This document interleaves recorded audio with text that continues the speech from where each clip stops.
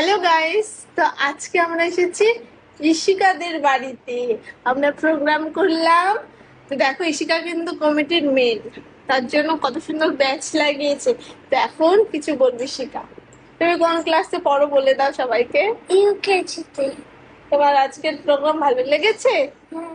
তুমি নাচ করেছিলে হুম। অনেক? হুম। তো তুমি যাবে আমাদের সাথে আমাদের বাড়ি? ইশিকার সাথে কিন্তু আমরা অনেক গল্প করলাম না? কিন্তু দুঃখের বিষয় হচ্ছে আমি পাপাকে, মানে আমার পাপাকে কিন্তু আমি কি বলি যেন ভুলে গেলাম। বাপি। আমি বাপি বলি, কিন্তু ও কিন্তু পাপাই বলে না। হুম। তো এবার থেকে কিন্তু আমি বাপিকে পাপা বলবো, যেহেতু ইশিকা বলে। তুমি কিছু বলো। আর ইশিকাও কিন্তু ব্লগ বানায়, তোমার আবার চ্যানেল ট্যানেল আছে নাকি? এমনি মনে হয় ফোনে বানায়, তাই তো? হ্যাঁ, কেমন করে বানায় একটু বলো।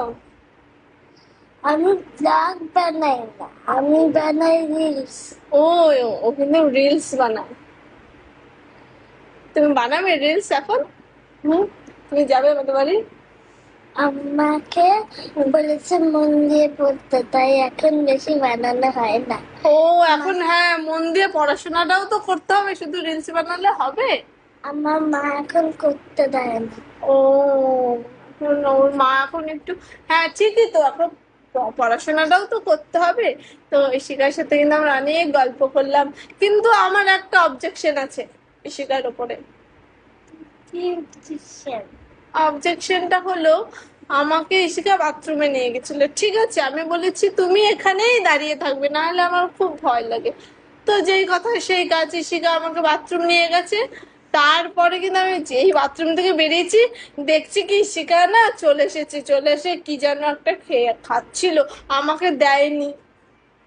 তাহলে এই নিয়ে আপনারাই কিছু বলুন। ইশিকা কি যেন খেয়েছে, আমাকে দেয়নি, কিছু বলো।